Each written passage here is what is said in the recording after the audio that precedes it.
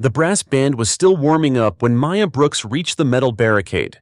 Flags fluttered over City Hall Plaza, and the Saturday air smelled like pretzels and polish, the crisp scent of uniforms, old stone, and fresh pride. A banner stretched across the steps: Community Salute, Honoring Service and Sacrifice. ROTC cadets milled near the stage, a color guard practiced turns, and a row of folding chairs up front wore white cards that read, VIP Family. Maya clutched a small canvas tote to her chest. Inside, a leather case with her grandfather's medals, and tucked in the side pocket, his inhaler. "You got this," she whispered. She had promised her mother she'd deliver the items before the ceremony began. Her grandfather, retired four-star General Leon Brooks, hated a fuss. He'd left the house early to avoid attention and, in classic granddad fashion, forgot the one thing he might need under a hot sun. A square-jawed police officer stood at the barricade where the public area ended and the VIP rows began. He wore mirrored sunglasses and the flat look of a man who believed the line existed because he said so. His name tag read Harlan. "Excuse me, sir," Maya said, voice polite. "I need to take this to the front. It's for my grandfather." Harlan didn't move. "Public stays behind the barrier." "I understand," she said, keeping her tone steady, "but my grandfather is seated up there. I'm dropping this off and coming right back." "Who's your grandfather?" Harlan asked, not because he wanted to help, but because he liked the sound of the test. "General Leon Brooks," Maya replied. The officer's mouth twitched. Then he laughed, short, sharp, dismissive. "And I'm the president. Cute story. Back of the line." Heat climbed Maya's neck. She glanced at the stage, empty for now, then back at Harlan. "I'm not making anything up. He's a four-star, retired. He's speaking in the second segment. He forgot his inhaler. Please." Ridicule brightened behind the sunglasses. "Everybody's somebody today." He leaned on the barricade so it rattled. "You kids think name-dropping gets you everywhere. Here's your map." "No." Phones lifted in the crowd. The man next to Maya, mid-40s, ball cap, fatigue jacket, nudged closer. "Officer, the girl's clearly got something medical in that bag. Let her pass." Harlan didn't bother turning. "You want to oversee the gate, pal? Last I checked, that badge is on my chest." Maya counted a slow breath the way her debate coach had taught her. She pulled out her student ID and a stiff invitation card her mother had pressed into her hand before she left, the gold seal catching the sun. "My name is Maya Brooks. The card says family section. If you radio the protocol table, they'll confirm." Harlan pushed the ID back with one gloved finger. "Pretty card, doesn't change the rules. And spare me the general grandpa routine. You don't look like—" He stopped himself, but the pause said the quiet part. Maya felt the words anyway. "You don't look like the kind of person whose family runs anything." Ballcap man's jaw set. "She said radio the table." Harlan finally lifted a hand to his shoulder mic. He pressed, waited, then took his finger off without speaking. "Line's busy." "That's not how radios work," Maya said, a tremor sneaking into her voice despite her best effort to keep it even. She shifted the tote to her other arm. "Please, sir, he needs this." A girl about Maya's age had been filming for the past minute, her phone angled just so. "I'm live," she murmured, eyes flicking between Maya and the officer. "City Hall Plaza, folks, look at this." Harlan heard it. His smile thinned. "Turn that off." "It's a public space," the girl said, surprisingly bold. "I can film." Maya swallowed. She didn't want a scene. She wanted her grandfather to have his breath. "Here," she said, keeping her hands visible, voice soft. "If you don't want me past the barrier, could an officer from inside take it? The inhaler." Harlan's laugh came again, bigger. "We're not a concierge service." "Back of the line." He stepped toward her, chest first, the small move designed to tower. Maya's sneakers touched the painted stripe on the pavement. She felt the eyes of the crowd stack on her shoulders. She felt the old lesson too, the one passed down at kitchen tables. Stay calm, stay clear, be careful. "Sir," she said, respectfully. "Respect goes one way," Harlan snapped, "and it starts with you doing what I say." Something in Maya steadied. She thought of her grandfather kneeling to tie her shoes when she was 5, his stars catching the light. Of the way he never raised his voice to command a room, because real authority didn't need volume. She thought of the early mornings he spent writing letters to families whose children he had honored, and the late nights he spent watching old jazz records turn lazily in the living room, reminding her that tempo mattered as much as sound. "My grandfather taught me respect goes both ways," Maya said, not loud but clear enough for the phones to catch. "He taught me it comes before rank." A ripple of murmurs moved through the people nearest the gate. Harlan's smile died.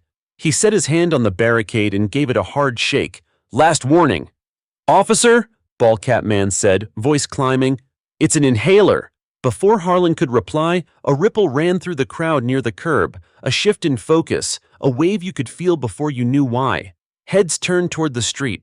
The brass stopped mid-scale. Even the pigeons on the eaves seemed to mark time. Two black SUVs rolled to a slow stop beside the plaza, hazard lights blinking amber. Doors opened in practiced sequence. A uniformed aide stepped out first, then two service members in dress blues. The crowd's volume dimmed to a hush that felt like ceremony. From the second SUV, a tall man unfolded with the measured ease of someone who had climbed out of vehicles into dust and into marble halls alike. His jacket was dark, his cap tucked under one arm. On his shoulder boards, under the spring sun, 4 silver stars caught in through the light. The aide spoke into a cuff mic. The color guard snapped to attention. Somewhere behind Maya, someone whispered, "Oh my God!" Harlan straightened, then squared himself at the barricade as if doubling down would make the moment less real. The mirrored lenses turned toward the SUVs, then back to Maya, as if daring her to keep claiming what he had already decided couldn't belong to her. The tall man approached up the center aisle the crowd had naturally given him, not because of fear, but out of a reflex older than the plaza: respect. He took in the stage, the banner, the gate, and the girl at the barricade holding a canvas tote like a lifeline. Maya's throat tightened.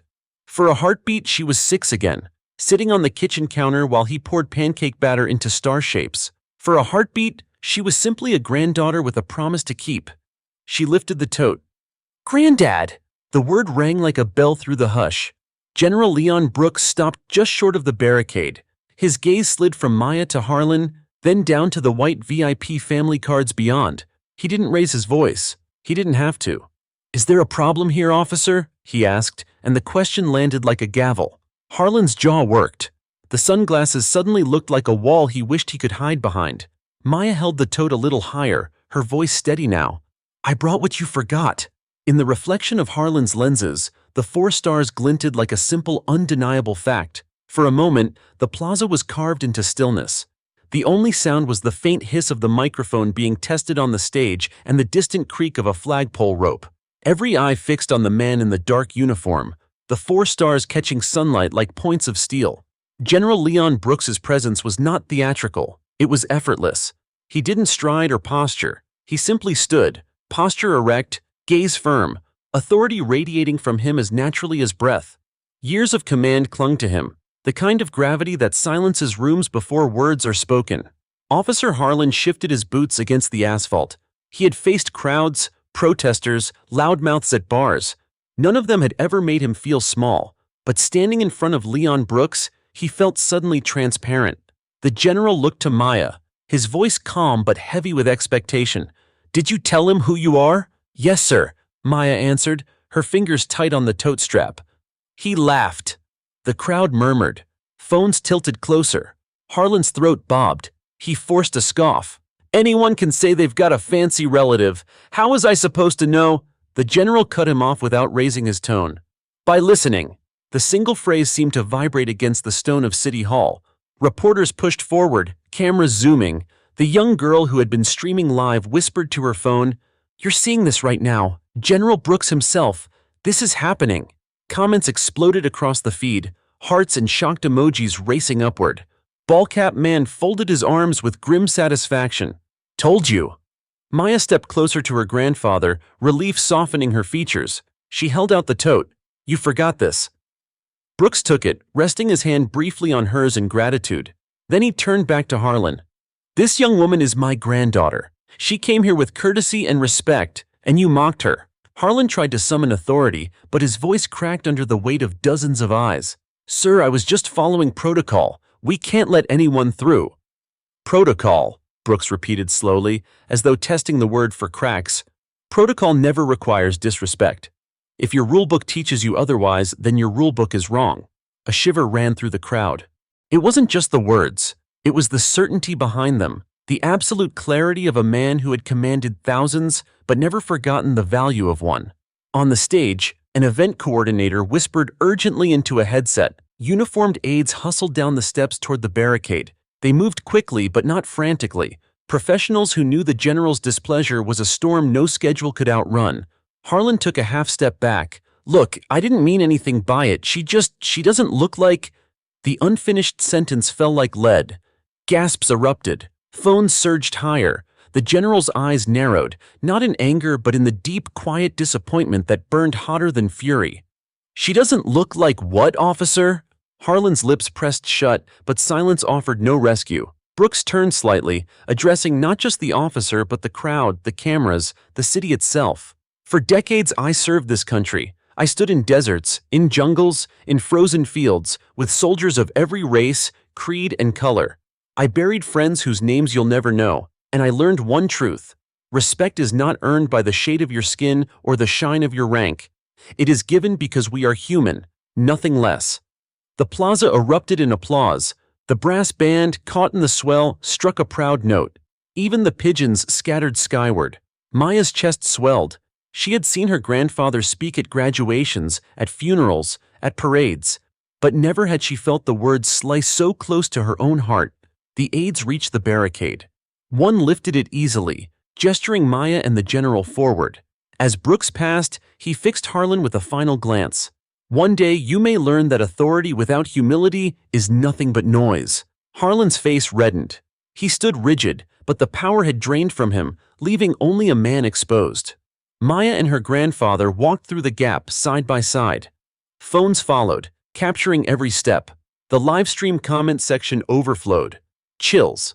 This is history. General Brooks is a legend. As they mounted the steps, Maya whispered, "Thank you, Granddad." Brooks gave a rare smile. "You handled yourself with more dignity than he deserved. That's what matters." On stage, the mayor adjusted his notes nervously, already aware the ceremony had changed shape. What was planned as a polite civic salute had transformed into something larger. A lesson in respect, broadcast live to thousands. Maya settled into her seat in the family section, the toad on her lap. Her grandfather strode to the podium, inhaler safely tucked into his pocket. He adjusted the microphone, his metals glinting in the sun. "Ladies and gentlemen," he began, his voice filling the plaza with calm authority, "today we gather not just to honor service, but to remember what service means. It means protecting the dignity of every citizen, no matter who they are, no matter how small their voice." He didn't mention Harlan by name. He didn't have to. Every person in the plaza, every viewer online already knew the story. Maya sat straighter, pride pressing at her ribs. The laugh at the gate had been meant to diminish her. Instead, it had ignited something greater. By the time the speech ended, the crowd was roaring. Flags waved, bands played, reporters scrambled to upload clips, and somewhere in the chaos, Officer Harlan slipped away from the barricade, his authority unraveling under the weight of 4 stars and one granddaughter's truth. For Maya, it was no longer just about an inhaler. It was about a moment the city, and soon the nation, would not forget.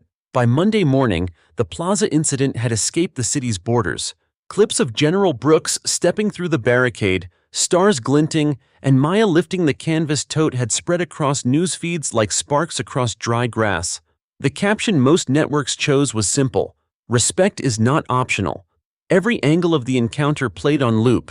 Harlan's laugh, his sneer, the unfinished, "She doesn't look like," cut into endless sound bites. And then the reversal. The crowd parting, the 4-star appearing, the silence dropping like a curtain. Maya scrolled through headlines on her phone as the bus rattled toward Roosevelt High. Teen denied entry to ceremony, turns out to be General's granddaughter. 4 stars shine, light on everyday disrespect. Officer mocked girl at gate. Then history walked up. Her stomach twisted.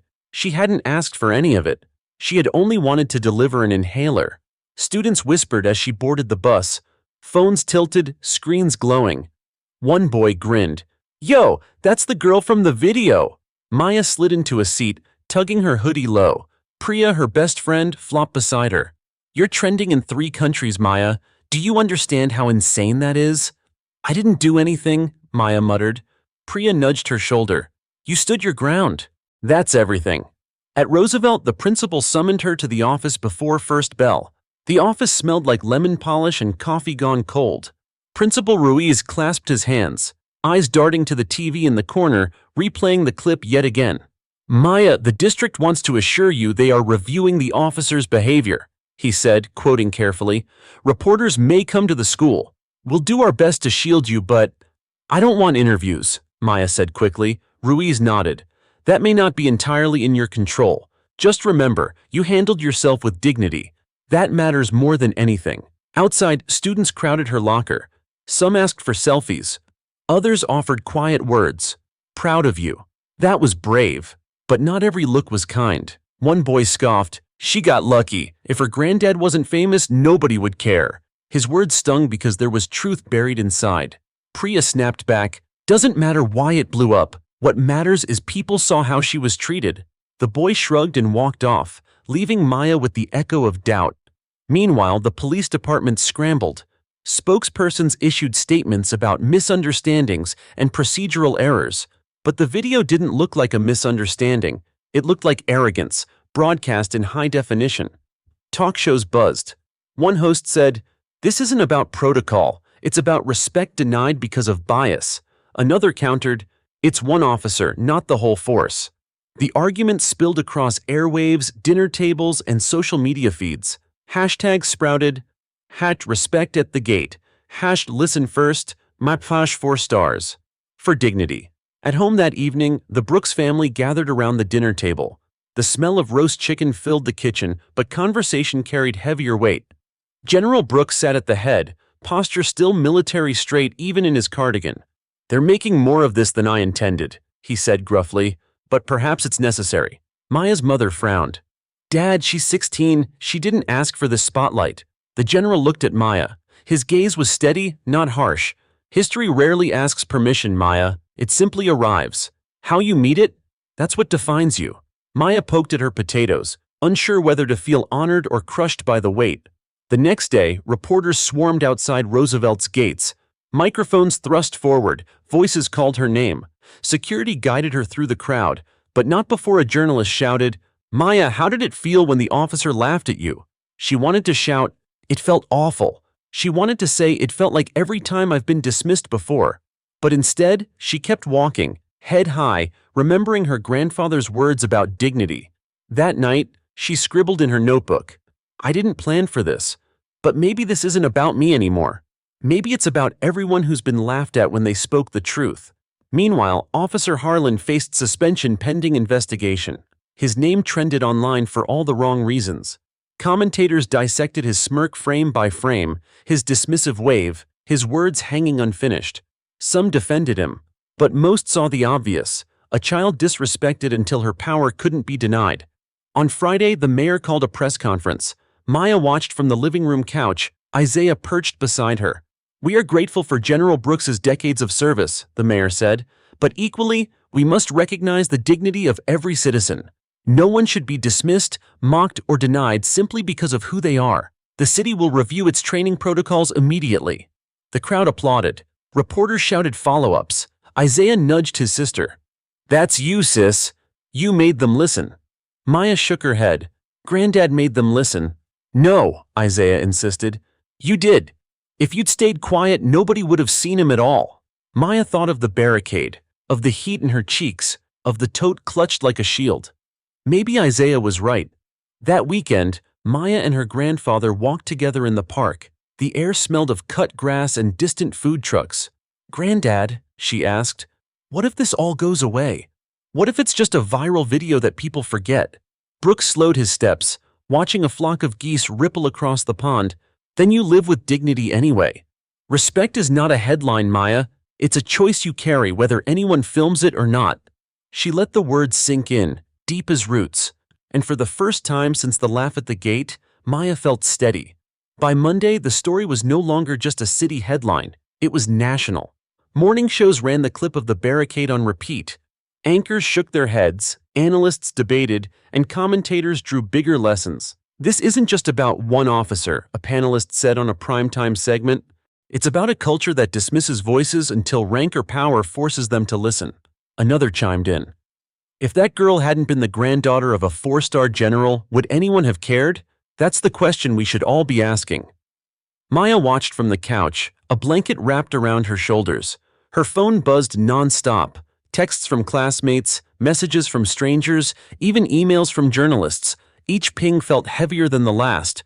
Her mother clicked the remote, silencing the noise. "Baby, you don't have to watch all this," but Maya shook her head. "It's about me, Mom. If I look away, it feels like I'm hiding." At Roosevelt, her world tilted. Students who had never spoken to her now offered high fives in the hallway. Teachers paused mid-lesson to praise her composure under pressure. Even the cafeteria ladies slipped her extra fries with a wink. Yet the attention brought discomfort too. Whispers followed her. "That's the general's granddaughter. She's famous now." Priya tried to lighten it. "You know you're basically a meme, right? People keep captioning your face at the barricade. My favorite is, 'When they doubt you, but your squad is the US Army.'" Maya managed to laugh, but inside, unease grew. She hadn't chosen this role. Meanwhile, Officer Harlan's suspension became official. The department announced an internal review, but leaks to the press painted a bleak picture. Colleagues described him as quick-tempered, others as dismissive of protocol. Protests sparked outside the precinct. Signs read, "Respect isn't optional. Listen before you judge." Students from Roosevelt even showed up after school, chanting Maya's name alongside her grandfather's. Maya stayed home, watching the live streams with a mix of awe and anxiety. "I never asked them to do this," she whispered. Her grandfather placed a hand on her shoulder. "Movements don't wait for permission. They grow where they must." By midweek, the mayor invited General Brooks to City Hall. Cameras flashed as he entered with Maya by his side. Reporters shouted questions. "General, what should happen to Officer Harlan?" "Maya, how did it feel to be dismissed like that?" The general answered with his usual discipline. "Accountability is essential in any service. Respect must be non-negotiable." Maya, nervous but steady, said only, "I just want people to be treated fairly." That clip aired nationwide. Commentators marveled at her poise. 16 years old, and she speaks with more clarity than most officials. But with praise came backlash. Online trolls filled her inbox with venom. Entitled brat, playing victim. She only matters because of her granddad. Maya slammed her laptop shut, blinking back tears. "Why do they hate me?" Her mother knelt beside her. "Because truth scares people who don't want to see it. Don't let their noise drown your worth." Still, the words clung like shadows. Friday brought a twist. A national news magazine requested an interview with both Maya and her grandfather. At first, she refused, but Brooks looked at her, eyes kind but firm. "You don't owe anyone your story, but if you choose to share it, you shape it instead of letting others do it for you." Maya considered, then nodded. "Okay, but only if you sit beside me." The interview aired Sunday night. Cameras captured the general in his uniform, Maya in a simple navy dress. The reporter leaned forward. "Maya, when Officer Harlan laughed at you, what went through your mind?" Maya hesitated, then said, "That it wasn't the first time someone laughed when I told the truth. It was just the first time the world was watching." The general added, "And that's the tragedy. No one should need stars on their shoulder to be believed." The segment went viral. Hashtags multiplied. "Believe her," #respect, first, #had Maya and the general. Back at Roosevelt, reactions split. Some students were inspired, whispering that Maya was making history. Others grew resentful, muttering that she was acting important. During lunch, one boy sneered, "Bet you love all this attention." Maya clenched her tray. Priya snapped, "She never asked for it. She handled herself better than you would have." The boy rolled his eyes and left, but Maya felt the sting anyway. That night, she wrote in her notebook, "Attention doesn't feel like power. It feels like pressure. But maybe pressure can shape something stronger, like heat makes steel." By the end of the week, one thing was clear. The story wasn't fading. It was growing, spreading from talk shows to classrooms, from hashtags to living rooms. Maya sat at her desk, the tote with her grandfather's medals still propped in the corner. She traced her fingers along the canvas and whispered, "I just wanted to help you, Granddad. Now it feels like I'm helping more than I ever imagined." Monday morning began with the ring of the landline, an odd sound in the Brooks household as Mrs. Carter answered, murmured a surprised, "Yes, of course," then covered the receiver. "It's Washington," she mouthed, eyes wide. Maya froze at the breakfast table, spoon suspended in her cereal. Washington? Her mother handed her the phone. A calm voice introduced himself as an aide from the House Committee on Youth and Public Safety. Miss Brooks, members of Congress are holding hearings on bias in law enforcement. They'd like to invite you and your grandfather to testify. Maya's heart hammered. She gripped the phone tighter. Testify? I'm just a student. The aide's voice softened. You're also the one who lived it. Your voice matters.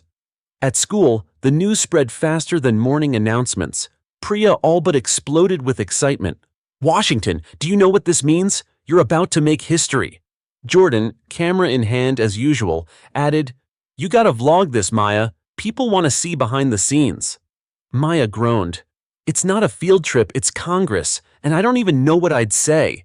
Priya squeezed her hand. Say the truth, that's all you've ever done. That evening, the family gathered in the living room. General Brooks sat in his favorite armchair, posture straight as ever, the TV light flickering across his stern features. You don't have to do this, Maya, he said. Congress can grandstand without you. But what if it helps? She asked, voice small. What if telling them what happened makes it harder for them to ignore? The general considered her for a long moment. Then he nodded once. Then you go, and I'll sit beside you. In the days that followed, reporters camped outside their house. Headlines screamed, Teen at center of viral incident to testify in D.C. News crews speculated about what she might say. Late-night hosts even joked about the officer who laughed himself into national disgrace. Harlan's suspension deepened into likely termination.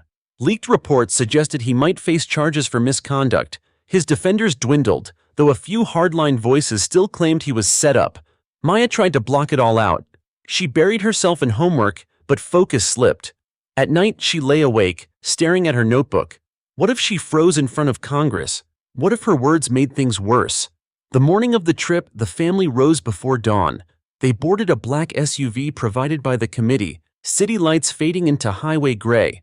Maya wore a navy blazer borrowed from her mother, too big in the shoulders, and clutched her notebook like a shield. Isaiah hugged her tight before she left. Don't let them laugh at you again, he whispered. She kissed his forehead. Never again. Washington buzzed with spring energy. Tourists crowding the mall, cherry blossoms fluttering in the breeze. But inside the Capitol, seriousness hung thick. Metal detectors, marble halls, aides rushing with binders. Maya walked beside her grandfather, trying to match his steady pace. They were ushered into a waiting room. Other witnesses sat nearby, activists, legal experts, parents who had lost children to bias. Their faces carried stories heavier than words. Maya swallowed hard. She wasn't sure she belonged among them. Her grandfather leaned close. Courage isn't measured by years. It's measured by truth. You have that. When the hearing began, cameras lined the walls. Lawmakers filled the dais, nameplates gleaming under bright lights. The chairwoman opened. Today we address respect, bias, and safety in law enforcement. Our first witnesses are General Leon Brooks and his granddaughter Maya. Gasps rippled as they stepped forward. The general's uniform gleamed, stars bright under the cameras. Maya's hands trembled as she adjusted the microphone. The chairwoman nodded kindly. Maya, you may begin. Her throat felt dry, but she opened her notebook. A few weeks ago, I went to deliver something to my grandfather before a ceremony. An officer stopped me. I told him the truth. He laughed. She paused, breath catching. The room leaned in. I wasn't surprised, because it wasn't the first time I'd been laughed at when I told the truth. It was just the first time the world was watching. Murmurs spread. Lawmakers scribbled notes. My grandfather's stars shouldn't have been the reason I was believed. Respect shouldn't depend on rank, or skin, or power. It should be the starting point. Her voice steadied. That day, all I wanted was to help my grandfather breathe. What I learned is that the country itself needs to learn how to breathe better, how to treat people with dignity before they have to prove they deserve it. The room erupted in applause. Even some lawmakers clapped despite protocol. Cameras flashed. When she finished, the general spoke briefly, his voice low but firm. I commanded soldiers across continents. I demanded respect for every one of them. If we can require it in war zones, we can require it at home. Together they rose, side by side. Outside, microphones swarmed. Reporters shouted questions, but Maya barely heard them. She felt lighter, as though words she'd carried alone had finally been set down where the whole nation could see them. Priya texted seconds later. You killed it. Whole school's watching. Maya smiled, relief washing through her. For once, she didn't feel like a kid pretending to be brave. She felt like herself. That night, news anchors replayed her testimony. One host declared, "In a city full of polished speeches, the most honest words came from a 16-year-old. Maya closed her notebook, exhaled, and whispered to herself, "This isn't just my story anymore. It belongs to everyone who's ever been laughed at for telling the truth." And with that, she finally let herself sleep. The day after Maya's testimony, Washington was still humming. Newspapers splashed her words across their front pages. "Respect should be the starting point" became the line quoted everywhere from breakfast shows to podcasts. At Roosevelt High, the atmosphere was surreal. In homeroom, the teacher projected her testimony on the smartboard. Students sat wide-eyed, watching their classmate on the national stage.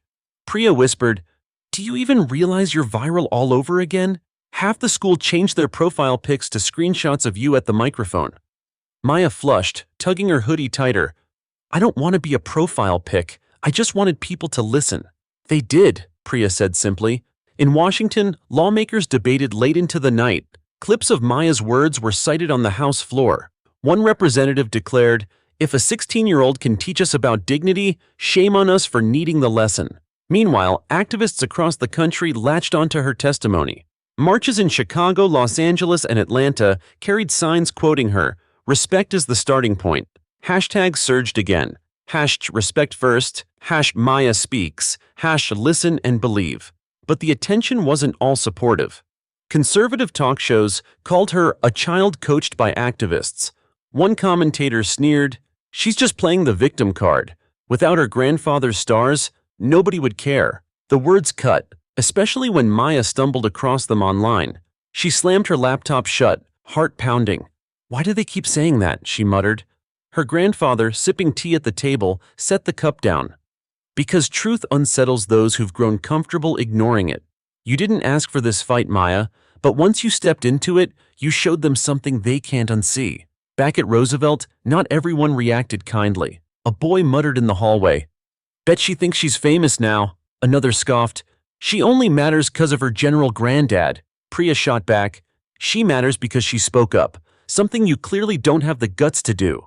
Still, the comments lingered in Maya's chest like stones. At lunch, she wrote in her notebook, "Respect shouldn't depend on stars, or rank, or anything but humanity." But maybe that's the lesson they still don't want to hear. The police department remained under siege. Officer Harlan's face had become a national symbol of arrogance. Protests grew outside precincts. The union scrambled, claiming one mistake was being blown out of proportion. But few believed them anymore. The mayor announced a task force on restoring trust in policing. Maya's name was mentioned in every press release. That weekend, the family was invited to a community forum at City Hall. When Maya walked in with her grandfather, the room erupted in applause. She blushed, clutching her tote, but the crowd's energy was undeniable. A mother stood and said, "When you spoke in Washington, my daughter cried. She said, 'Finally, someone sounds like me.'" Maya's throat tightened. She had never thought of herself as anyone's voice but her own. Later, when asked to speak, she said, "I didn't mean to start a movement, I just wanted to help my grandfather breathe. But I've learned that respect is oxygen. Without it, people can't live fully, and every person deserves to breathe." The crowd roared, some wiping tears. National media seized on that metaphor. Respect is oxygen. It appeared in editorials, op-eds, even late-night monologues. Suddenly, Maya wasn't just the granddaughter of a general. She was a symbol for something larger. But at home, the pressure mounted. Reporters camped outside. Strangers mailed letters, some supportive, others venomous. One note scrawled in red marker read, "Go back to being nobody." Maya crumpled it, shaking. "Why are they so cruel?" Her mother hugged her tight. "Because they're scared. But baby, remember this. The hate letters don't cancel the ones that thank you." Together, they opened another envelope. A handwritten note from a girl in Ohio. "I watched you in Congress. People don't believe me either. But now I feel less alone. Thank you." Maya pressed the note to her chest, tears pricking her eyes. At school the next week, Principal Ruiz called her to the office. She braced for more reporters, but instead he offered something unexpected. "Maya, we'd like you to speak at the school's spring assembly. Not about the incident, about respect, about community, whatever you choose." Her stomach knotted. Another speech? Another crowd? But then she thought of the Ohio girl's letter, of the mother at the forum, of Isaiah's proud eyes. She exhaled. Okay, I'll do it. That night, she sat by her window with her notebook open. The city glowed outside, traffic humming. She scribbled, "Respect is oxygen. Without it, people suffocate quietly. I don't want anyone else gasping the way I did at that gate. If I can help them breathe, even a little, then maybe the pressure is worth it." She closed the notebook, feeling both heavier and lighter at once, and as the city turned towards spring, one truth was clear. What began as a laugh at a barricade had become something bigger than any of them could have imagined. And Maya, whether she liked it or not, was at the center of it. The gymnasium smelled of varnished floors and popcorn from the concession stand that had closed weeks earlier. Rows of metal chairs lined the court, and banners hung from the rafters. Spring assembly. Respect, community, courage. Students filed in, buzzing with chatter. Teachers attempted order, but even they seemed curious. Everyone knew this wasn't a typical pep rally. This was the day Maya Brooks, once just another sophomore, would speak to the entire school. Maya stood in the wings, clutching her notebook. Her palms sweated despite the cool air. Priya squeezed her shoulder. "You've already spoken to Congress, a gym full of teenagers? Piece of cake." "Congress didn't know me," Maya whispered back. "These kids do. They know when I trip, when I get a B-, when I forget my lunch card." Jordan peeked through the curtain, camera ready. "All the more reason to show them who you are, the real you." The principal tapped the microphone. Feedback screeched, quieting the crowd.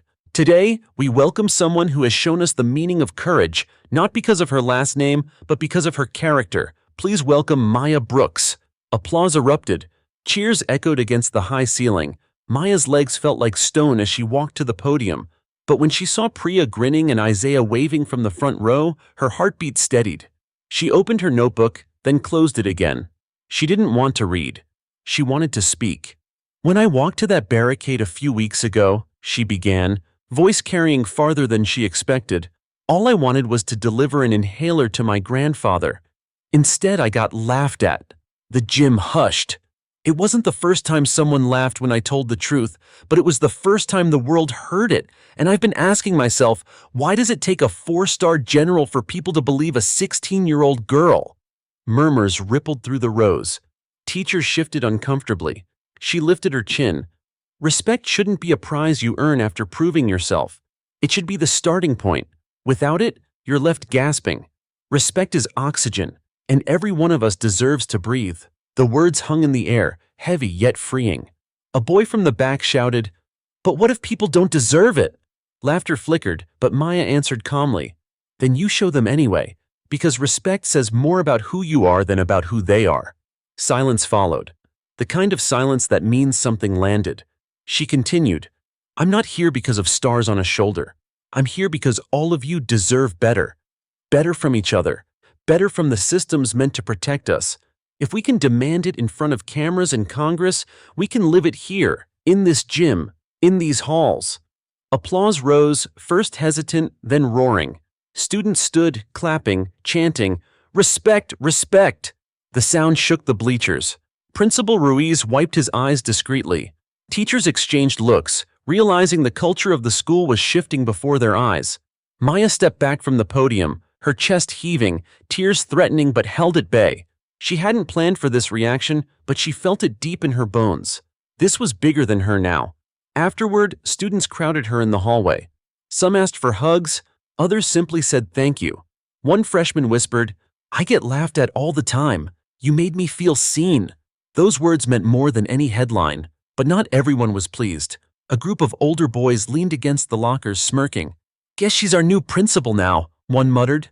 Another rolled his eyes. "She's acting like some prophet." Maya heard them but walked on, Priya at her side. "Ignore it," Priya said. "They're just scared of change." That evening, clips of her speech spread across social media. Jordan's video captured the moment the crowd erupted, and within hours it was trending again. Headlines read, "From Congress to Classroom, Teen Leader Inspires Peers."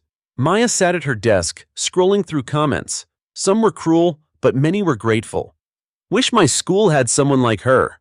"Respect is oxygen." I'll never forget that. She closed her laptop, exhaustion pressing heavy, but beneath it, pride glowed.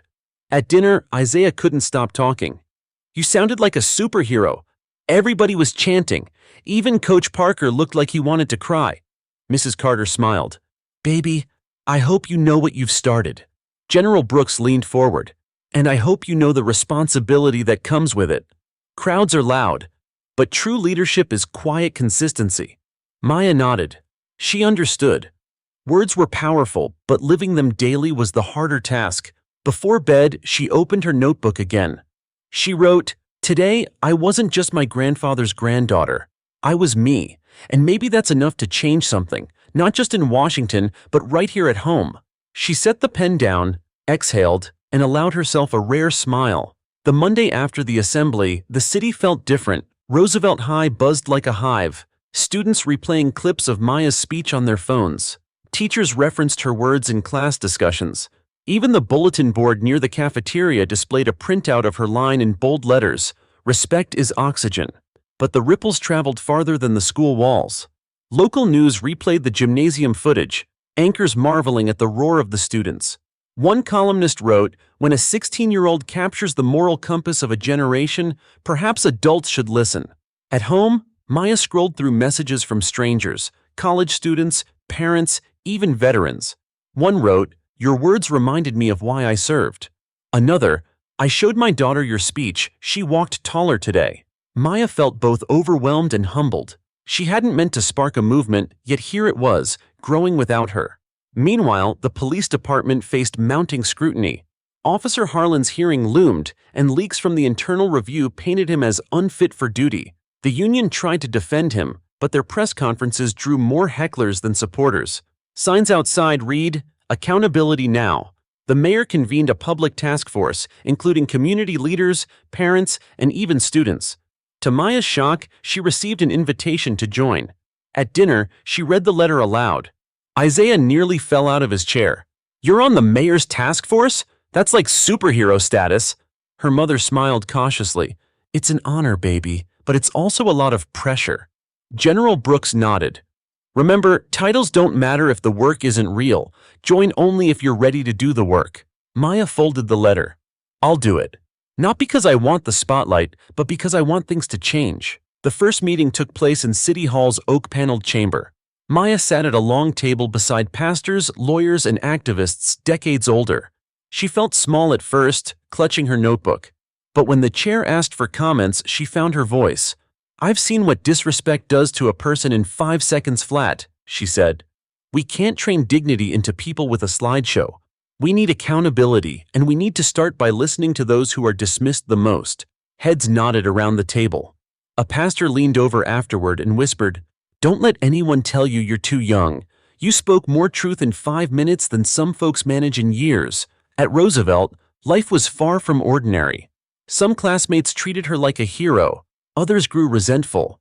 One girl scoffed, She thinks she's better than us. Maya overheard and winced, but Priya snapped, She's better at speaking truth, and that's why you're jealous.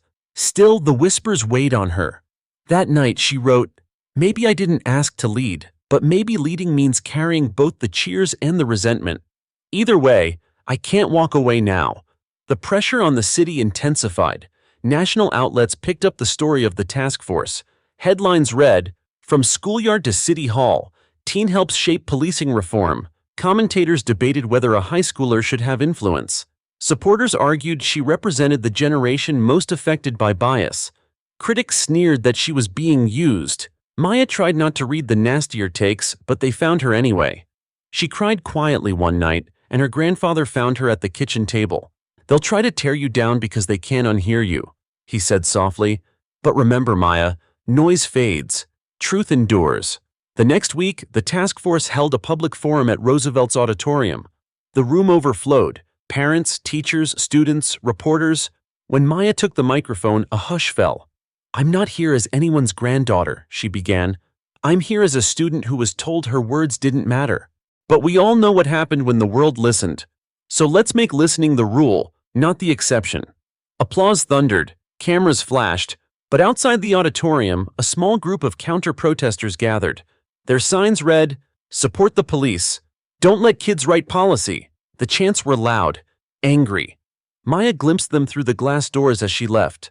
For the first time in weeks, fear prickled her skin. What if they're right? She whispered to Priya. Priya squeezed her hand. Then prove them wrong, every single day. That night, back in her room, Maya stared at her notebook. She wrote, I'm tired, I'm scared, but I'm not silent, and maybe that's enough to keep the air flowing. For me, for the kids who'll come after me, for anyone who just wants to breathe with dignity. She closed the notebook, slid it under her pillow, and let sleep claim her. Spring sunlight spilled across Roosevelt's front lawn, but Maya felt no warmth as she climbed the steps. Her backpack dug into her shoulders, heavy with textbooks, while her phone buzzed with notifications. Emails from reporters, messages from activists, even invitations to conferences. She longed to be just a student again. To worry only about algebra quizzes and choir practice, but at every corner, someone reminded her she was more than that now. Hey, superstar! A boy yelled as she passed. Future mayor, another teased. Maya forced a smile, but her chest tightened. In English class, Ms. Thompson asked students to analyze a speech. She pulled up a video, not of Martin Luther King Jr. or Malala Yousafzai, but of Maya at Congress. Notice her tone, her clarity, Ms. Thompson said. That's rhetoric at its finest. The class turned to stare. Maya shrank in her seat. Priya leaned over and whispered, Breathe, you deserve this. But Maya scribbled in her notebook, How can I be both a normal kid and a symbol? Meanwhile, the city's task force meetings intensified. Reports of misconduct surfaced weekly. Citizens packed forums, demanding accountability. Police officials grew defensive, their spokespeople insisting reform would handcuff officers. At one heated meeting, a captain scoffed, With all due respect, Miss Brooks, what does a teenager know about policing? Maya's hands shook, but her voice was steady. I know what it feels like when someone laughs instead of listening. And if that's how your officers treat people, maybe that's all I need to know.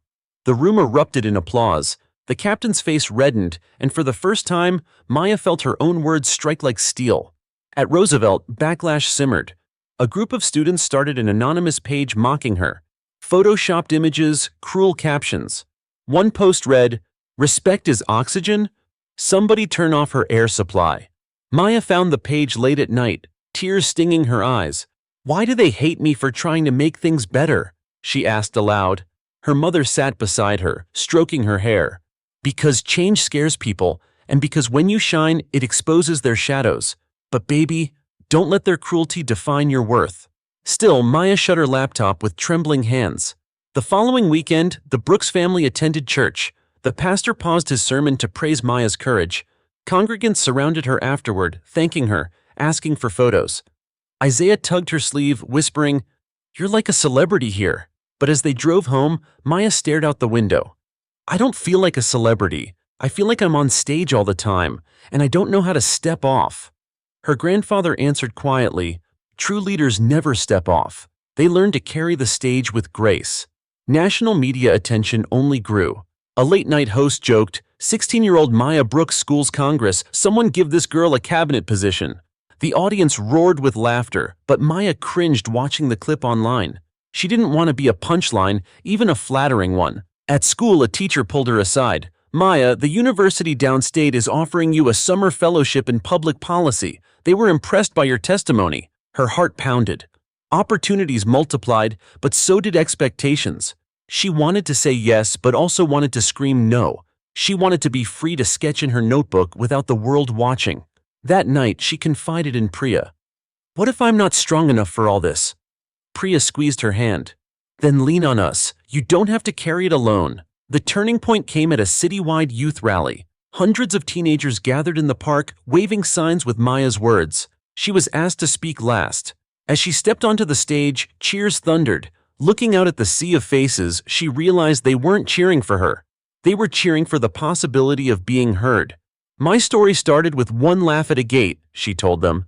But this isn't just about me. It's about every time you've been dismissed, mocked, or ignored. Together we're saying, no more. The crowd erupted, voices rising as one. No more, no more.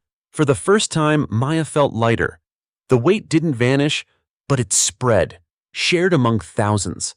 That night, she opened her notebook and wrote, I can't be both student and symbol alone, but maybe I don't have to. Maybe the point is that we do this together, so no one carries the burden alone again. She closed the book with a tired smile. For the first time in weeks, she fell asleep without fear pressing on her chest. The first whispers came in social studies class. Students hunched over their desks, scrolling through phones.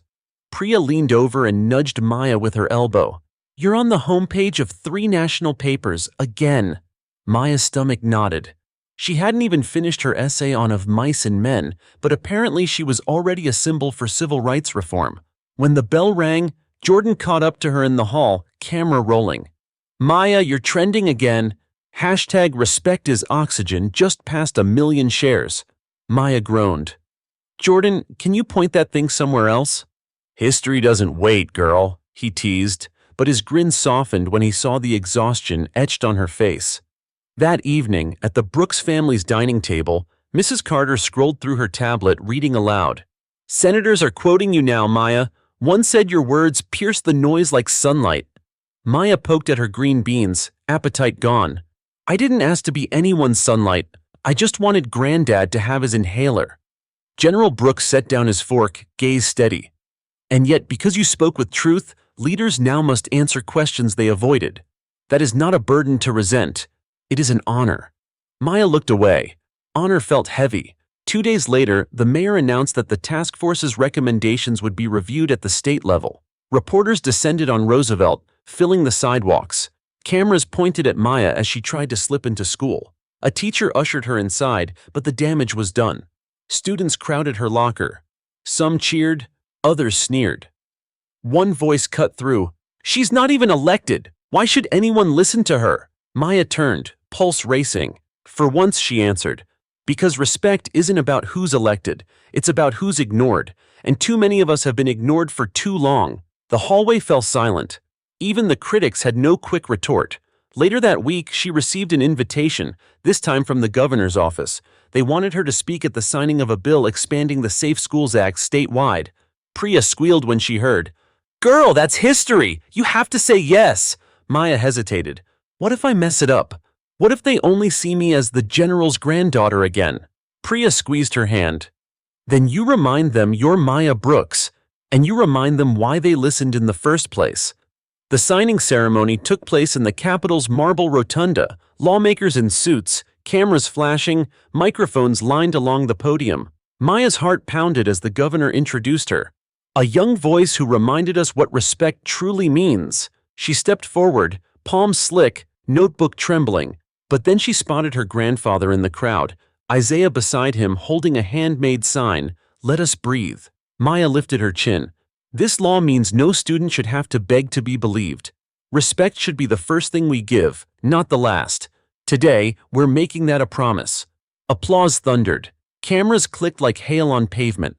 The governor signed the bill with a flourish, handing Maya the ceremonial pen. She stared at it, dazed, realizing she had just helped write state law. That night, exhaustion hit like a wave. Back in her room, she collapsed onto her bed, pen still clutched in her fist. Her phone buzzed with messages from strangers across the country. Some thanked her, others hurled hate. She tossed the phone aside and buried her face in her pillow. "I just want to be normal again," she whispered into the dark. Her grandfather knocked gently, stepping inside. "Normal is gone, Maya, but peace you can still find. You only have to claim it." At school the next day, reality intruded. She'd missed a math quiz, an English draft, and 2 choir rehearsals. Ms. Thompson pulled her aside. "Maya, your grades are slipping. You need balance." Maya bit her lip. Balance felt impossible. One world demanded homework, the other demanded history. She walked home that afternoon feeling torn in half. That evening, she opened her notebook, pen hovering.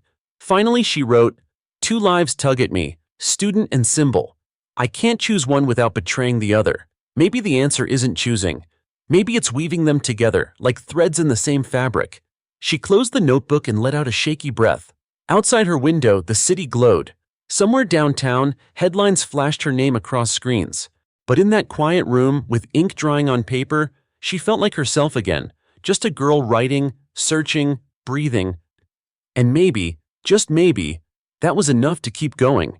The cafeteria hummed with lunchtime noise, clattering trays, laughter, and the occasional squeak of sneakers against polished tile. Maya slid into a corner table, hoping to disappear, but whispers followed her like shadows. That's her. Congress girl. Think she'll get a Netflix deal? She stared at her sandwich, appetite gone. Priya plopped down beside her, unbothered. Ignore them. They're just jealous. Or maybe they're right, Maya muttered. Maybe I'm not a normal student anymore. Priya chewed thoughtfully, then said, Normal is overrated. You're making change. But you still get to be Maya. Don't let them steal that. Later that afternoon, Ms. Thompson returned graded essays. Maya's paper came back with a red ink scrawl. Incomplete. See me. Heat rushed to her cheeks. She'd spent so much time preparing for the governor's ceremony that she hadn't finished the assignment. After class, Ms. Thompson pulled her aside. Maya, I'm proud of your work outside these walls, truly, but you can't neglect your education. You're brilliant, but brilliance needs discipline. Maya nodded, throat tight. She wanted to scream that she was trying to balance the weight of two worlds, trying not to drown in expectation. But all she could whisper was, I'll do better. Meanwhile, outside Roosevelt, the city seethed with debate. Supporters marched with signs quoting her testimony. Critics gathered on talk radio, railing about teenagers writing policy. National newspapers ran editorials, some praising her courage, others dismissing her as a pawn. Officer Harlan's name resurfaced. His lawyers argued he had been unfairly vilified. A few voices even claimed Maya had exaggerated. Each headline felt like a stone against her chest. At home, she scrolled until tears blurred the screen. They make it sound like I lied, she whispered. Her grandfather set his hand over hers. Let them shout. Truth doesn't need volume, it needs endurance. Friday night brought the spring choir concert. Maya almost skipped it, overwhelmed by homework and headlines, but Isaiah begged her to come. You always told me to show up, he said. Now it's your turn. So she dressed in black slacks and a white blouse, blending with the other singers. As the curtain rose, she felt, for a fleeting moment, like just another student. When the final note rang out, applause thundered. Maya's chest loosened. Music reminded her of who she was before the cameras. Backstage, Priya hugged her. See, you're still Maya. You always will be. But the illusion cracked the next morning. A national magazine arrived on their doorstep. Her face splashed across the cover. The girl who demands respect. Isaiah whooped. You're famous, sis! Maya felt her stomach twist. She hadn't posed for that photo. It was lifted from Congress. She wasn't being asked anymore. She was being claimed. She locked herself in her room, writing furiously.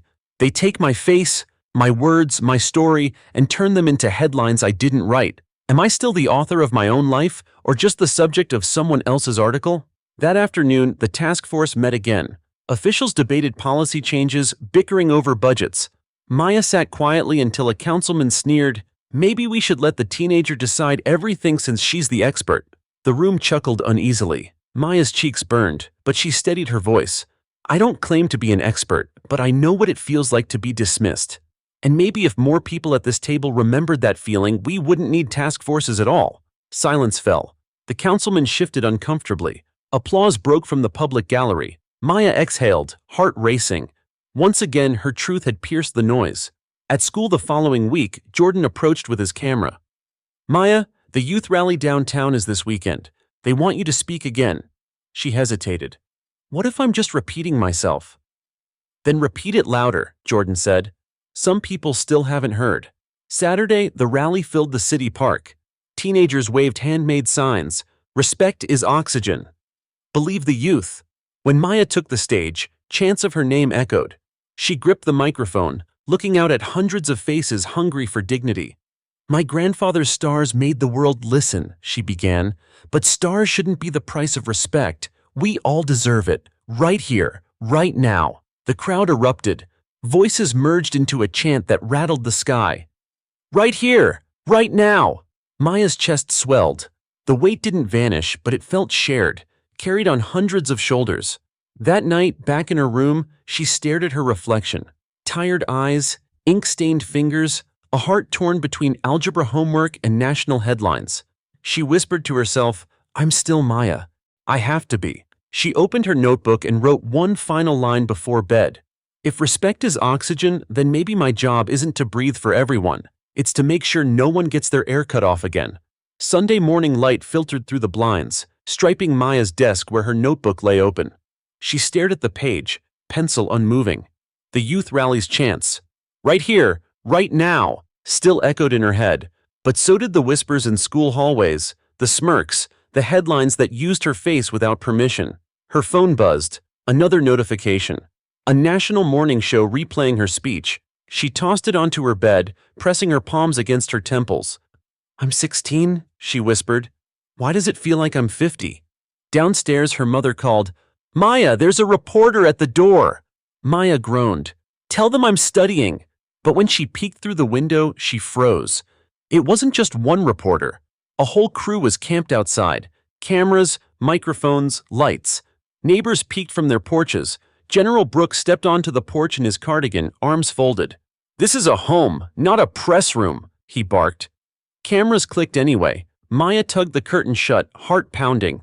Her life felt less like hers every day. At school Monday, the tension boiled. In math class, whispers floated. "She thinks she's special. Congress girl can't even solve quadratic equations." During lunch, a group of students sat at the next table, mocking her words in exaggerated tones. "Respect is oxygen." They laughed, loud enough for her to hear. Priya slammed her tray down. You jealous clowns wouldn't last a second under that pressure. But Maya's throat burned. She shoved her food aside and left the cafeteria, tears stinging. In the bathroom stall, she scribbled in her notebook, "Maybe I don't belong in the spotlight. Maybe I just want to be invisible again." Meanwhile, the city heated with debate. Editorials praised the task force, while others questioned its legitimacy. Police union spokespeople appeared on TV, scoffing, "We're letting children dictate policy. That's not reform, that's chaos." The comments stung. Maya replayed them late at night, curled under her blanket. "Maybe they're right," she whispered. Her grandfather overheard and entered quietly. "When I was a young lieutenant, my commanders doubted me too. They said I didn't look like leadership material. I learned this. Respect isn't granted by doubters, it's demanded by deeds. Your deeds already speak." His steady tone eased her chest, if only slightly. Later that week, the task force convened in City Hall. Maya arrived tired, weighed down by homework and whispers. As debates raged, funding, training, oversight, she stayed silent, afraid her words would fall flat. Finally, an activist turned to her. "Maya, you've been quiet. What do you think?" Dozens of eyes turned. Cameras blinked. Her notebook trembled in her hands. Then she inhaled, remembering the chants, the letters, the girl in Ohio who'd written, "You made me feel seen." She spoke. Reform isn't about protecting power. It's about protecting people. If respect doesn't guide our decisions, then the policies are just paper. The room hushed. Even critics shifted uncomfortably. Later, as they adjourned, the activist whispered, "Never doubt your place at this table." At Roosevelt, cracks deepened. Some classmates avoided her, tired of the cameras. Others idolized her, asking for photos. Both felt alienating. Priya tried to cheer her up with ice cream after school. "Look, you're carrying a city. Of course it feels heavy, but you're not alone. You've got me. You've got all of us chanting out there." Maya managed a smile. "Sometimes I forget I'm allowed to lean." That Friday night, the Brooks family gathered for dinner. Isaiah burst in, waving his phone. "They're making a documentary about you. A network just announced it." Maya froze, fork halfway to her mouth. "A documentary? I didn't agree to that." Her mother frowned. "They don't need your permission if they use public footage." Her stomach churned. "They're telling my story without me." General Brooks set his hand over hers. "Then you make sure your voice is louder than theirs. Be the author, not the footnote." The next morning, she returned to her notebook. She wrote, "Respect is oxygen, but oxygen alone doesn't keep you alive. You also need rest. I can't be everything for everyone, but I can be honest. And maybe honesty is enough." She closed the book, sunlight spilling across the page. Outside, the world still clamored, but inside, she reclaimed a piece of herself. By the time spring deepened into May, Maya's name seemed to live on every screen. News alerts buzzed each morning with her face attached. "Teen activist speaks out again." "The girl who challenged the badge." Some headlines praised her. Others twisted her into something unrecognizable. Walking into Roosevelt each day felt like stepping into a mirror maze. Some classmates smiled wide, waving like she was a celebrity. Others turned away, muttering under their breath. In history class, a boy raised his hand during a discussion about civic duty. "Why do we even need textbooks? We've got Maya here to tell us everything." His tone dripped sarcasm. Laughter rippled. Maya's cheeks burned, but she lifted her chin. "I'm not a textbook. I'm a student, same as you." Ms. Thompson quickly redirected the conversation, but the sting lingered. After school, Priya walked home with her. "Don't let them get under your skin." "They already have," Maya admitted. "It's like no matter what I do, people either put me on a pedestal or drag me into the dirt. I just want to stand on solid ground." Priya nodded. "Then plant your feet. You know who you are. Don't let them rewrite you." That night, the Brooks living room glowed with the TV's light. A segment aired from a national documentary company. Dramatic music swelled as a narrator intoned. A young girl, thrust into the national spotlight, became a symbol of defiance. Clips played of Maya at the barricade, at Congress, at the rally. The narration painted her as fearless, unstoppable. Maya hugged a pillow to her chest. "That's not me. I was terrified every time." Her mother touched her hand gently. "Symbols are never the whole person. The world sees one version. We know the rest." But the thought gnawed at her. If the world only saw the symbol, was the person disappearing? Meanwhile, the task force's work reached a boiling point. Police unions staged protests, chanting, "Back the badge," while activists countered with "Respect first." City Hall became a battleground of signs and slogans. At one tense meeting, officials argued over budget reallocations. When Maya spoke, critics in the gallery jeered. "You're just a kid," one man shouted. "Go back to school," another sneered. Her hands trembled, but she steadied her voice. "I am a kid, and maybe that's the problem. Because if kids can see the need for respect, what excuse do adults have for missing it?" The room erupted. Half applause, half outrage. Cameras caught it all. That clip went viral overnight. Supporters hailed her bravery. Critics mocked her youth. Once again, her life became a headline. At Roosevelt, the backlash sharpened. Flyers appeared on lockers. "Stop making her our spokesperson." Anonymous posts online accused her of attention-seeking. During lunch, Maya found herself eating alone, Priya stuck in a lab makeup session. She opened her notebook and wrote, "They don't see the fear. They don't see the exhaustion. They see a symbol to cheer or tear apart. Maybe that's the price of being visible, but it still hurts." That evening, Isaiah barged into her room, grinning. "Sis, you're on the news again. They said you might be nominated for a Youth Leadership Award." Maya managed a weak smile. "That's nice." Isaiah frowned. "Why don't you sound excited?" "Because every time something good happens, the backlash gets worse," she admitted. "It's like climbing a ladder that keeps shaking." Isaiah thought for a moment. "But you keep climbing.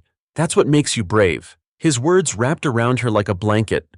Saturday brought another rally, larger than the last. Thousands filled the streets downtown. Organizers begged Maya to speak. She hesitated but agreed, stepping onto the stage as chants swelled. She gazed at the crowd. Faces of every age, every color, united. For a moment, the noise fell away, and she spoke from her heart. "I didn't ask for this spotlight, but I won't run from it either. Because respect isn't optional, it's survival. And if my voice can remind us of that, then I'll keep speaking until everyone can breathe free." The crowd roared, waves of energy crashing through the streets.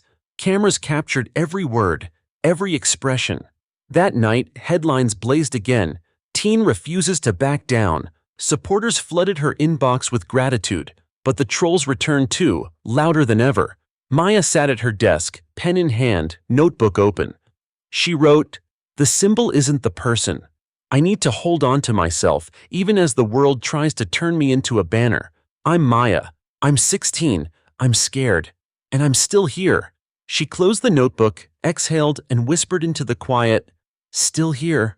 The morning bell at Roosevelt rang, but Maya barely noticed. Her locker door clanged shut, echoing in the half-empty hallway. She moved slowly toward English class, earbuds in, drowning out whispers she could still feel behind her back. Some days, the applause of rallies and forums seemed like a dream. What stayed with her more were the silences, the pauses after her name in class, the sideways glances, the friends who had grown distant. Priya was her anchor, but even she seemed stretched thin, juggling her own assignments and part-time job. When she apologized for missing lunch again, Maya forced a smile. It's fine. But the truth weighed heavier. She was lonelier than ever. That afternoon, during gym, the teacher called roll. When Maya's name came up, a boy muttered loudly, "She's probably off writing laws." Laughter followed. Maya's stomach dropped. She clenched her fists but said nothing. She saved her words for her notebook later. Applause outside. Silence or mockery inside. Which one is real? Maybe both. Maybe that's the price of being heard. Meanwhile, outside school walls, her influence kept growing. National organizations requested her presence at conferences. Editorials cited her testimony as proof of youth leadership reshaping the nation. One late-night host even joked, "Someone put Maya Brooks on the ballot already." Clips of that joke went viral, but Maya felt no joy. She sat cross-legged on her bed, homework scattered, phone buzzing non-stop. "They talk about me like I'm a symbol, not a person," she whispered. Her mother entered, carrying tea. "Symbols get borrowed. People endure. Don't forget who you are underneath all this." Maya nodded, sipping quietly. At the next task force meeting, pressure mounted. Police representatives stonewalled reforms. "These changes will cripple us," one captain barked. "All because of one viral incident?" The words stabbed. Maya straightened her spine. It wasn't one incident, it was one incident caught on camera. How many more happen unseen? The room fell silent. Even her critics had no easy reply. But after the meeting, as she walked out, a protester shouted, "Go back to your books, kid." Cameras caught it, replaying the sneer across networks. The next day at school, students passed her phone screens showing that clip. "Did you see? That guy roasted you." Maya forced herself to walk tall, but when she reached the bathroom, she crumbled. She gripped the sink, tears burning. Why does every step forward bring another punch? She stared at her reflection. Not the symbol, not the headline, just a 16-year-old girl with tired eyes.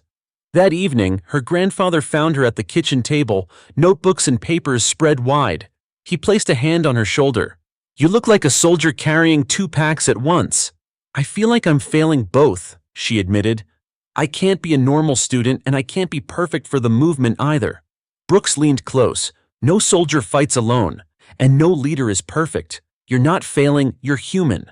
Don't confuse humanity with weakness." Maya swallowed hard. His words steadied her, if only for the night. Saturday brought a new test.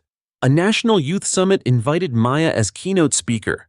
Thousands filled the auditorium, banners proclaiming "Voices of the Future." Backstage, she paced, palms sweating. Priya texted, "Breathe, they're here for you." When her turn came, she stepped into the spotlight. The applause was thunderous, but her voice trembled at first. Then she remembered her notebook words, her grandfather's advice, the Ohio girl's letter. "I'm not a politician, I'm not perfect. I'm a student who got laughed at for telling the truth, and the only reason you know my story is because someone filmed it. Respect shouldn't require proof. It should begin at hello." The hall erupted. Standing ovations rippled row after row. Cameras flashed. Hashtags soared. But when the stage lights dimmed and she returned to her hotel room, silence pressed in. She sat on the bed, scrolling through thousands of mentions online. Praise, memes, hate, everything mixed. She tossed the phone aside, burying her face in her pillow. "I'm exhausted," she whispered into the dark. Her grandfather's knock came softly. "You don't have to win every day," he reminded her through the door. "You just have to keep showing up." That night, she opened her notebook one more time. "I'm stretched between applause and silence, praise and mockery, spotlight and solitude. But maybe that's what change looks like. Messy, uneven, heavy. Maybe all I can do is keep breathing and remind others to do the same." She set down her pen, closed her eyes, and let the weight of the world settle, without crushing her this time. The following week began with another headline. Youth leader Maya Brooks sparks national debate. The photo showed her mid-speech at the summit, fist lifted, eyes fierce. Online, the image spread like wildfire, layered with quotes she never said. In English class, Ms. Thompson sighed as students scrolled. "Phones away, everyone," but even she stole a glance at the headline. Maya's pencil tapped nervously. She could feel eyes on her back, whispers crawling across the room. After class, a girl confronted her near the lockers. "So what are you now, a student or a politician?" Maya froze. "I'm still a student," the girl scoffed. "Then stop acting like you run the world." The words sank deep, heavier than applause ever was. At home, the tension mounted. Letters poured in, boxes of them. Some thanked her, others dripped venom. Her mother sorted them into piles, but even the good ones felt overwhelming. "People are looking to you for answers," Mrs. Carter said gently. "But I don't have all the answers," Maya snapped, tears springing. "I never asked for this." Her grandfather, silent until then, finally spoke. "Leadership is rarely asked for. It's demanded by circumstance. But even leaders are allowed to rest." The rest never came. That weekend, the task force released preliminary recommendations, mandatory bias training, independent review boards, community liaisons. Reform advocates cheered, police unions howled, protests erupted downtown. One group carried signs with Maya's name scrawled in red, accusing her of destroying the force. Her photo was plastered on posters, her face crossed out. When Maya saw the footage on TV, bile rose in her throat. "They hate me," she whispered. Her grandfather's jaw tightened. "They hate what you represent. Change." But that night, she lay awake, staring at the ceiling. Change didn't feel powerful. It felt isolating. Monday at Roosevelt, a fight broke out in the cafeteria. Two boys shouted over whether Maya was a hero or an attention hog. Teachers pulled them apart, but whispers spread. Maya was dividing the school. By the end of the day, she sat in the bathroom stall, clutching her notebook. "I didn't mean to divide anything. I just wanted respect. Why does it feel like I'm breaking more than I'm fixing?" The breaking point came Thursday evening. A national news anchor invited her for a live interview. Nervous but determined, Maya sat in front of the camera, her grandfather by her side. The anchor began warmly, but the questions turned sharp. "Some critics say you're too young to understand policing, that you're being used. What do you say to that?" Maya hesitated. Her rehearsed answers vanished. She stammered, I'm just speaking the truth I know." The anchor pressed harder. "But isn't it dangerous to shape policy on emotion, not expertise?" Her throat tightened. The lights burned. She looked at her grandfather, who gave a small nod. Finally, she managed, "Maybe expertise should start with listening to those who've been dismissed. If emotion is what it takes to make you hear, then maybe that's the expertise we've been missing." The segment ended, but Maya left the studio shaken. Online, critics clipped her hesitation, mocking her as clueless. Supporters praised her courage. At home, she collapsed onto the couch, sobbing. "I can't do this anymore." Her mother wrapped her arms around her. "Then don't. You're allowed to step back." But her grandfather's voice was firm. "You can rest, but you cannot quit. Not when so many are watching, needing your voice." Maya felt torn between love and duty, between exhaustion and expectation. Friday night, she sat by her window, notebook open. The city lights blurred through tears. She wrote, "I'm at my breaking point. I'm drowning in voices, cheers, jeers, questions, demands. But in the middle of the noise, I have to hear my own. Respect is oxygen. I need to breathe too." She set the pen down, hands trembling. Then her phone buzzed. Another letter read aloud on the evening news. A boy from Detroit. "I watched Maya Brooks. She made me feel like maybe people like me matter. Thank you." Her chest loosened, just a little. Maya wiped her eyes, whispering into the quiet, "Maybe I can't fix everything, but if one kid breathes easier because of me, maybe that's enough to keep going." And though the weight remained, for the first time all week, she felt a flicker of strength return. Saturday morning dawned gray and heavy. Rain tapped the windows as Maya sat at the kitchen table, notebook open but untouched. Her grandfather poured coffee, the steam curling between them. "You look like a soldier after too many battles," he said gently. Maya shrugged. "Maybe I'm not cut out for this. Every time I speak, it feels like someone twists my words, and when I'm quiet, it feels like I'm letting people down." Brooks leaned on the counter, steady as ever. Leadership isn't about never breaking. It's about standing back up when you do. But you don't have to stand alone. That afternoon, Priya arrived with a bag of snacks and a plan. "We're having a reset day," she announced, spreading chips and candy across the living room floor. No cameras, no speeches, no hashtags, just us. For hours, they laughed over old movies, braided each other's hair, and shared secrets that had nothing to do with politics. Maya felt lighter than she had in weeks. When the credits rolled, Priya grew serious. "You don't realize how many people you've helped, Maya. But even heroes need breaks. The movement won't die if you take one." Maya smiled weakly. "Breaks sound nice, but every time I step back, it feels like the noise gets louder." "Then let us share the noise," Priya said firmly. On Monday, the task force gathered again. Maya expected the usual tension, but something shifted. A coalition of youth activists had shown up, kids from across the city wearing t-shirts that read, "Respect First." They filled the gallery holding signs, chanting quietly until the session began. Maya's chest swelled. For once, she wasn't the only young voice in the room. When a council member asked for public comment, one girl stood and said, "I'm 15, I've never been to Congress, but Maya's story showed me I matter. That's why we're here." Applause thundered. Maya blinked back tears. The weight on her shoulders felt shared, carried by dozens of hands. At Roosevelt, support grew too. Teachers began weaving her story into lessons, not as a burden, but as a starting point for discussions.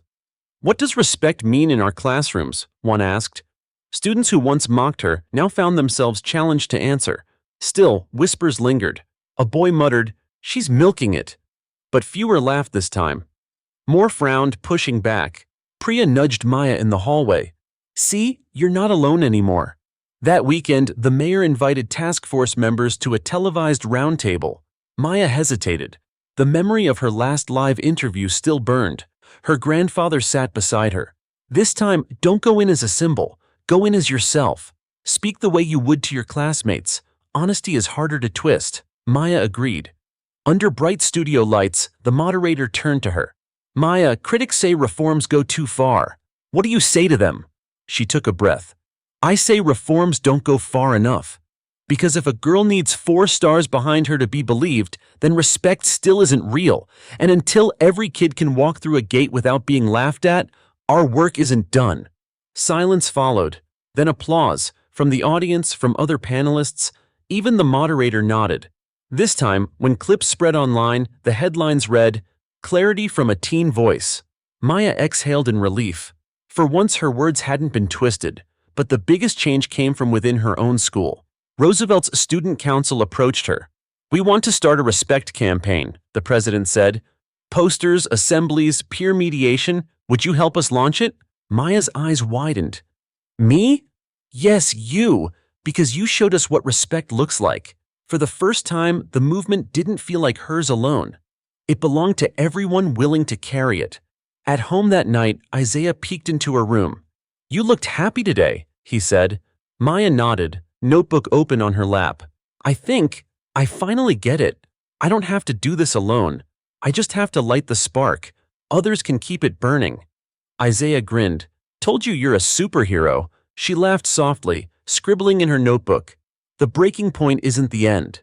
It's the place where you learn to share the load, and maybe that's the only way to keep going." For the first time in weeks, Maya closed her notebook with a smile instead of a sigh. Outside, the rain cleared, stars pricking the sky, and this time, she felt strong enough to keep walking toward them. Step by step, voice by voice, never alone again. By early summer, Maya's name no longer belonged to one city. News clips showed her words echoing in town halls across the country. Student groups in Boston, Chicago, and Los Angeles organized Respect First rallies, holding up signs with her quotes. At Roosevelt, the principal received letters from schools nationwide. One read, "Your student inspired us to start our own campaign." Another, "We watched her testimony in civics class. It changed how we see respect." Maya read them in the office, cheeks warm. "They make it sound like I started a revolution," she murmured. Principal Ruiz smiled. "Maybe you did." But the wider her reach grew, the less grounded she felt. Between media calls, task force meetings, and school projects, her days blurred. She missed Priya's birthday party. She forgot Isaiah's soccer game. That night, Isaiah confronted her. "You're fighting for respect everywhere, but what about here? I needed you in the stands." Maya's chest tightened. "I'm sorry, I didn't mean..." He shook his head and walked away. For the first time, her little brother's disappointment hurt more than strangers hate. She scribbled later, "Changing the world means nothing if I lose the people closest to me." Meanwhile, national leaders took notice. A senator invited her to a youth leadership summit in Washington, D.C. Her grandfather urged caution. "They'll use you for optics if you let them." "But what if it helps pass real laws?" Maya asked. Brooke studied her, then nodded. "Then go. But go with your eyes open." At the summit, ornate chandeliers sparkled above as politicians mingled with students. Cameras followed Maya everywhere. She felt like a specimen under glass. When it was her turn to speak, she abandoned the polished talking points handed to her. "I'm not here to be a symbol in your speeches," she said, voice steady. "I'm here because too many kids are still ignored. If you want to use my name, use it to change something, not to polish your image." The audience hushed. Then applause spread, first cautious, then thunderous. Clips went viral. Teen activists, school senators. Supporters cheered her boldness. Critics fumed. Back home, Priya teased, "You roasted Congress twice now. At this rate, they'll elect you by mistake." Maya laughed, but fatigue tugged at her bones. Every victory seemed to summon louder critics. Indeed, new attacks surfaced. Talk show hosts mocked her as a puppet for reform. Online trolls posted doctored photos. One night, she scrolled through pages of hate until her chest ached. Her grandfather found her, eyes red. "They don't hate you, Maya," he said. "They hate what you force them to see. That's a kind of progress." The task force neared its final report. Drafts proposed sweeping reforms, community oversight boards, stricter accountability, new training standards. Police unions threatened strikes. The city braced for conflict. At one late meeting, tempers flared. Maya's voice cut through. "Respect isn't optional. If officers can't accept that, maybe they shouldn't wear the badge." The room fell silent. Cameras caught every word. That night, headlines read, "Teen draws the line, respect or resign." But in the quieter spaces, Maya's personal life frayed. She skipped choir rehearsal again. Friends drifted. Even Priya grew frustrated. "I never see you anymore," she said. "It's like you're always somewhere else." Maya's throat tightened. "I don't know how to be both, student and leader." Priya softened. "Then stop trying to be perfect. Just be present, with me, with Isaiah, with yourself." The breakthrough came one evening when Isaiah left a drawing on her desk. It showed a stick figure Maya standing between two crowds, one cheering, one jeering. Above her head, a speech bubble read, "Respect is oxygen." On the bottom, Isaiah had scribbled, "But don't forget to breathe too." Maya clutched the paper, tears welling. She whispered, "I won't forget." At the next rally, she carried that drawing folded in her pocket. Standing before thousands, cameras flashing, she spoke not just as a symbol, but as a sister, a student, a girl learning to balance two worlds. "I've learned respect isn't just something we demand, it's something we live." That means respecting each other, respecting ourselves. Even when the world feels heavy, we breathe together or we suffocate apart. The crowd erupted, chants rising like thunder. For the first time, Maya felt not crushed by the movement but carried by it. That night she wrote in her notebook, "Beyond the city, beyond the noise, the truth is simple. Respect is oxygen. And if I remember to breathe with them, not just for them, maybe I'll be strong enough to keep going." By June, Maya's words had traveled far beyond Roosevelt High. Legislatures in multiple states cited her testimony while debating police accountability bills. On the Senate floor, one lawmaker even read her line, "Respect is oxygen," into the record. At first, Maya felt pride. But as she watched the broadcast on TV, her stomach knotted. They spoke her words with polished conviction, yet she wondered if they understood their weight. "They're using me as a soundbite," she murmured. Her grandfather replied, "Let them. Even sound bites can move stone walls." Meanwhile, the pressure at school grew sharper. Final exams loomed, and Maya struggled to focus. Her grades slipped. Teachers grew concerned. Ms. Thompson called her aside. "Maya, brilliance doesn't excuse deadlines. I know you're shaping history, but don't let history steal your future." Maya nodded, guilt heavy in her chest. She scribbled later, "What's the point of leading change if I can't even pass English?" The national spotlight burned hotter. Invitations poured in. Conferences, talk shows, leadership awards. Maya's mother filtered most, fearing burnout. Still, one slipped through. An invitation to speak at the United Nations Youth Assembly. Maya gaped at the letter. "The UN? That's global. I don't belong there." Her grandfather smiled. "You belong anywhere truth is needed." But while her influence spread, so did the backlash. Online forums swirled with conspiracy theories. One viral post claimed she was funded by elites. Another accused her of hating police. At Roosevelt, someone scrawled "attention seeker" on her locker in red marker. Priya found her staring at it, fists clenched. "Don't let them win," Priya said, scrubbing the words off with a sleeve. But Maya's chest ached. Every time I step up, they try to tear me down. Priya hugged her. And every time you rise higher, that's what scares them. At the task force, final recommendations were unveiled. Independent oversight boards, transparency requirements, stronger community ties. The mayor praised the group's work, but police unions vowed to fight. Maya spoke at the press conference. These reforms aren't about punishing officers. They're about ensuring every citizen is treated with dignity. Respect is not optional, it's survival. The clip blazed across networks. Supporters hailed it as a defining moment. Critics dismissed it as naive idealism. The national media storm swept her deeper. Late-night comedians joked about her balancing algebra with activism. Magazines listed her among top 10 young voices changing America. But at home, she sat at her desk, staring at a math problem she couldn't solve. Tears blurred the numbers. They think I'm a genius. I can't even figure this out. Her mother entered quietly, placing tea beside her. Baby, you don't have to be perfect. You just have to be true. The tension broke one Friday night. Roosevelt hosted a community forum about respect. Students, parents, and teachers packed the gym. Maya sat nervously in the front row until the principal invited her to the stage. She hesitated, palms slick, but when she looked out at familiar faces, her classmates, her teachers, Isaiah waving, her voice found strength.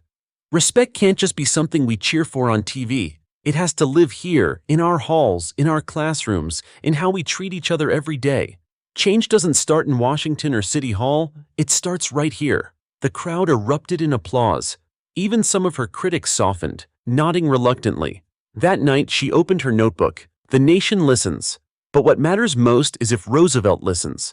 If my classmates breathe easier tomorrow because of today, then maybe that's real victory. A week later, the governor signed the task force reforms into state law. Cameras captured Maya standing beside her grandfather, the crowd chanting her name. But as the governor handed her the ceremonial pen, she thought not of headlines or hashtags, but of her brother's drawing taped above her desk. Don't forget to breathe too. She smiled softly, whispering to herself, I won't. The envelope lay unopened on Maya's desk for 3 days. Every time she looked at the United Nations letterhead, her stomach twisted. The invitation to speak at the youth assembly felt unreal, too big, too heavy. Priya finally grabbed it and waved it in front of her. Maya, this is huge. You can't just let it sit there. I don't even know what I'd say, Maya muttered. I barely survived Congress. Now they want me to talk to the whole world? Exactly, Priya said. The world needs to hear you. At dinner, her family debated. Isaiah bounced in his chair. You have to go. Imagine. My sister at the UN. Mrs. Carter was cautious. It's an honor, but Maya, the pressure will be immense. General Brooks sat silently until Maya asked, What do you think, Granddad? He looked her in the eye. When I stood in foreign command posts, I learned this. Nations listen differently when a young voice cuts through old noise. If you're willing, go. But go as yourself, not as their symbol. Maya swallowed hard.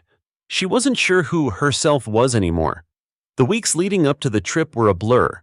Reporters swarmed, classmates whispered, and teachers extended deadlines reluctantly. Maya practiced her speech late at night, pacing her room, notebook in hand. But doubt gnawed. What if her words fell flat? What if the world laughed like that officer once had? One night, she crumpled draft after draft, tossing pages across the floor. I can't do this, she whispered. Her mother entered quietly, gathering the discarded papers. Maya, your voice doesn't have to be perfect. It just has to be yours. The day of departure, the airport buzzed with flashes of cameras. Reporters shouted questions as the Brooks family made their way to security. Maya clutched Isaiah's hand until the last possible moment. Bring me back something cool, he said, trying to sound casual. But his eyes shone with pride. I'll bring you back more than that, Maya whispered. New York City loomed tall and loud. The UN building rose like glass and steel against the sky. Flags of every nation rippled in the breeze. Maya stood at the base, notebook in hand, knees trembling. Inside, the youth assembly buzzed with voices from across the globe. Students from Africa, Europe, Asia, South America. Each carried stories of struggle and resilience. Maya listened, humbled. She wasn't alone in her fight. When her turn came, she stepped onto the vast stage. The hall stretched endlessly, translators murmuring in dozens of languages. Her palms sweated as the moderator announced, From the United States, Maya Brooks. Applause rose, polite but expectant. She gripped the podium, heart pounding. "I didn't come here as a politician," she began. "I came as a student who was laughed at when I told the truth. I came as someone who learned respect isn't a luxury, it's oxygen. And it's not just needed in one city or one country. It's needed everywhere." Heads lifted. Interpreters' voices echoed her words across headphones. "In my home, respect meant the difference between being dismissed and being believed. But I've met students here who face the same. That tells me this isn't just my story, it's our story." She paused, breath steady now. "We breathe together or we suffocate apart. I'm asking all of you, leaders, students, nations, to choose respect as the starting point." The hall erupted in applause. Delegates stood, clapping, some with tears in their eyes. Cameras flashed. Backstage, youth from around the world crowded her, shaking hands, thanking her. A boy from Kenya said, "You said what I've been trying to tell my village for years." A girl from Brazil whispered, "Now I don't feel alone." Maya's heart swelled. For the first time, she realized her words didn't just belong to her country. They belonged to the world. That evening, she called home. Isaiah answered, voice bubbling, "We saw you on TV. You sounded amazing."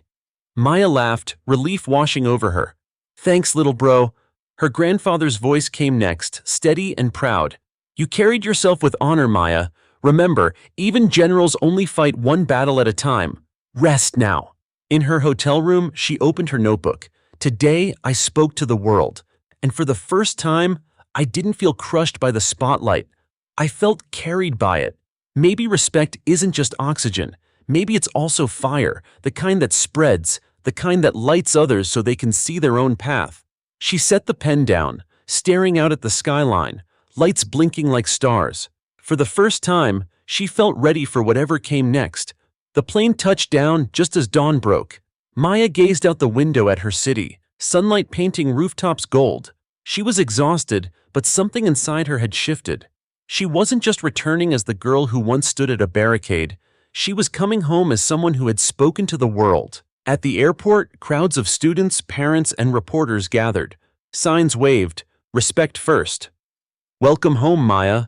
Her heart pounded as chants rose. "Let us breathe, let us breathe." For a moment she froze, then she lifted her hand in a small wave.